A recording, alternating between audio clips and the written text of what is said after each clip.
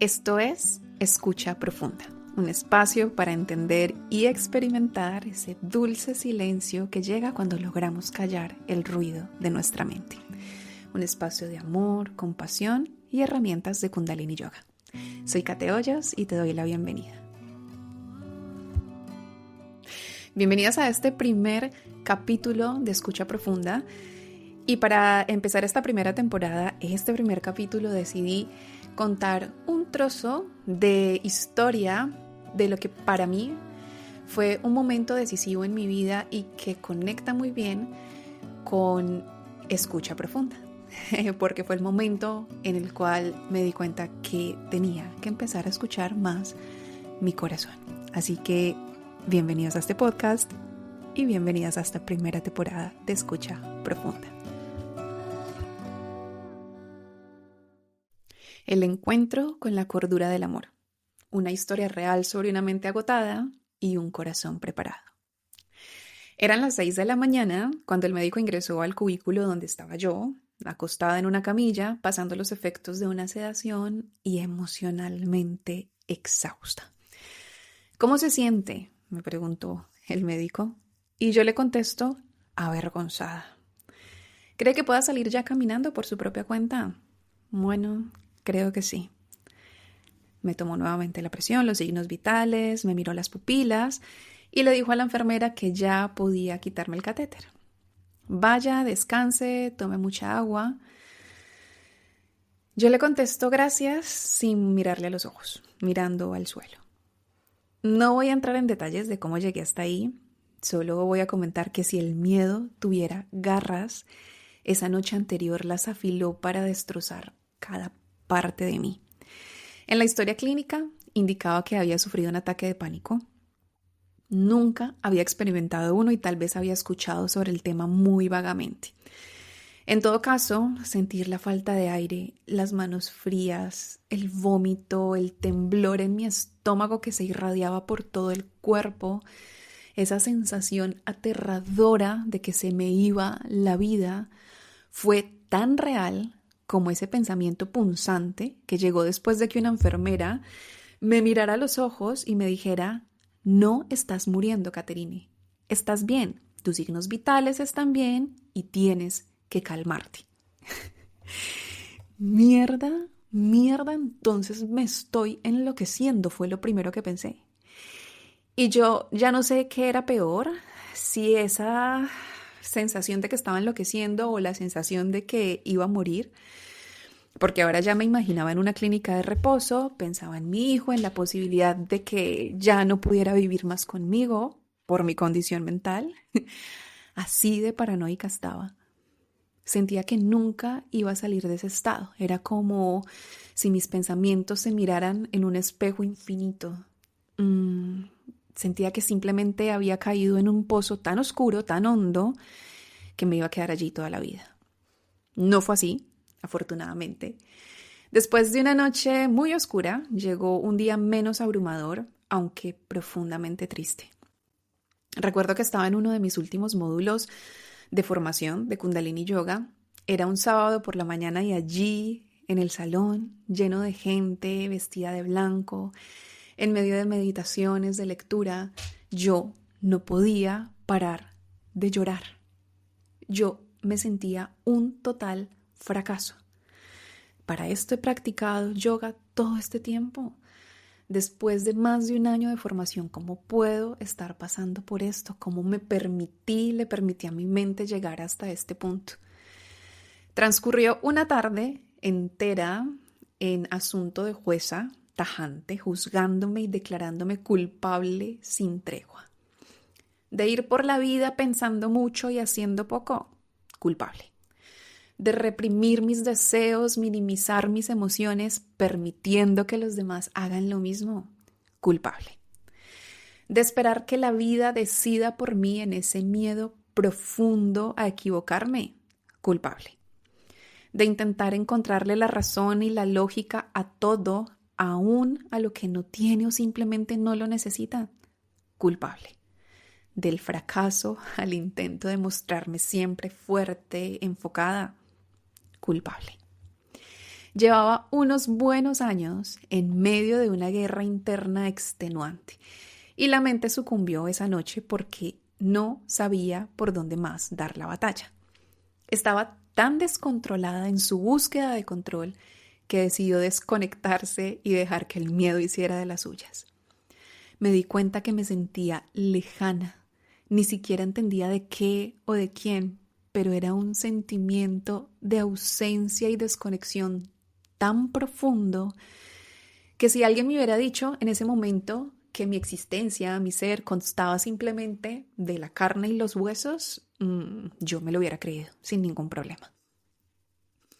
Hay algo bueno en medio de esa sensación de tocar fondo, y es justamente eso, es concebir que de ahí hacia abajo ya no hay nada más. Recuerdo durante la crisis mirar a los ojos de mi amiga que estaba allí acompañándome, gracias al universo por su presencia. Mirarla a los ojos y decirle, nena, si salgo de esta, yo sé que la vida se me va a partir en dos. Y así fue. Tuve los ovarios suficientes, o tal vez ninguna opción, de decidir que a partir de ese momento tenía que dejar de vivir en mi cabeza y escuchar más a mi corazón. Vinieron a mi mente muchas imágenes y frases que durante el transcurso del profesorado de yoga había escuchado de mis maestras, y entre ellas, que la paz se encontraba siguiendo a ese maestro interno y que tal vez, siento yo, esa noche de abril fue una contundente bofetada para que de una vez por todas lo empezara a hacer. ¿Cómo? Ni idea, pero el objetivo estaba claro. 4 años después de ese episodio, en esa apuesta concreta de escuchar más a mi corazón, de la mano del yoga, de la meditación, la lectura, de seguir meditando, porque sin duda esta es la que más silencio aporta, sigo comprendiendo. Primero, que cuando hablamos de escuchar a nuestro corazón, estamos hablando más que de un órgano, de un centro poderoso de energía. Un puente que conecta lo terrenal con lo infinito. Ay, me encanta esto. Ahí en nuestro pecho está ese músculo que bombea incesante litros de sangre, sí, y también está esa energía que todo lo mueve, el amor. Que escuchar a ese maestro significa justo eso, actuar desde esa energía transformadora. Y yo, seguramente tú que estás escuchando esto, puedes identificarte conmigo y es, yo lo juzgué muchas veces juzgué esta idea. Pensaba que eso de seguir el corazón era para soñadores, para débiles, que el corazón estaba para usarse en momentos donde había ternura, en momentos de apoyo para el otro, pero no para pensar la vida desde ahí, ni mucho menos para tomar decisiones. De alguna manera, la vida me había hecho creer que vivir en el corazón me iba a hacer sufrir mucho. Claramente es justo lo opuesto. Mi paso por el yoga y por su filosofía me explicó que el amor no es aquello que expresamos desde nuestro ego, con sus cualidades que desdibujan totalmente su verdadero poder. Es condicional, es posesivo, es dependiente, intermitente. La verdadera expresión del amor como energía transformadora y lo único que existe es incondicional, es libre y eterno. Que para entregar amor, y sé que esto lo hemos escuchado muchísimas veces, que para experimentarlo realmente tenemos que aprender a amarnos a nosotros mismos. Y vaya tarea más complicada que resulta esto. ¿Cuántas veces nos miramos al espejo para decirnos que nos amamos, por ejemplo? ¿Lo has hecho alguna vez? ¿Aceptas tu vida, tu cuerpo, tus experiencias, tus errores con compasión? O como yo, es más fácil recordarte aquello que tienes por mejorar y tienes una lista grandísima de cosas que no te gustan. Así que aprender a amarse es un camino que requiere de mucha compasión y sobre todo de sacar esos momentos de intimidad contigo misma, que para mí son la meditación. Esos momentos para empezar a conocerte de verdad, para entender la raíz de nuestras incoherencias, la causa de nuestros actos, el mensaje de nuestras emociones. Y aquí cito una frase de mi manual de profesores que creo que describe muy bien el paso por este proceso, y es: el mayor logro de la humanidad es el reconocimiento de la propia locura y el encuentro con la cordura del amor. También escuché alguna vez una frase que me dejó conmovida, y es que amar es procurar la libertad del otro aunque no te incluya. Así que ten los huevos y los ovarios de amar realmente. Y esta frase me hizo recordar nuevamente las cualidades del amor. Es incondicional porque decides amar sin aceptar que haya simetría. Es libre. Abrimos la mano para que el ser amado vuele a su gusto, y es eterno porque no nos aferramos a las formas, pues sabemos y estamos seguros de que la esencia no cambia. No diré que es fácil, mucho menos que experimento el amor en su expresión pura el 100% de las veces. Decirlo sería negar la presencia de algo que nos hace humanos, y eso es el ego. Está ahí y a veces yo sufro porque no me aman como quiero, o me lleno de justificaciones para no amar a los demás. Y por eso, pues finalmente entendí que este proceso de escuchar el corazón es un camino espiritual. Que sí necesito estar conectada con mi alma, con el infinito, con el ser, con la esencia que para mí es Dios, y así poder experimentar ese amor y esa conexión. Y que esa escucha, esa conexión con el infinito es tan sencilla como presionar el switch para encender la luz, aunque no lo creamos así. Ese amor que nos conecta está rodeándonos constantemente.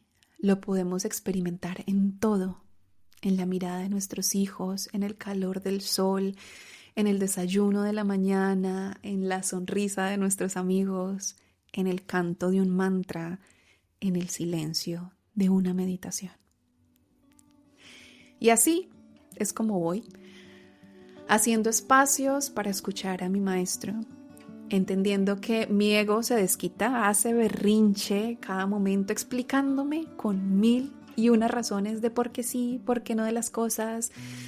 Habla muy fuerte, grita porque le encanta ganar, pero yo voy poco a poco encontrando el truco. Ante esa ola de pensamientos, hago conciencia de mis emociones. Me siento depresiva, eufórica, confundida, apática, me siento triste. Entonces son indicios de que en esa ola de pensamientos el ego anda haciendo de las suyas.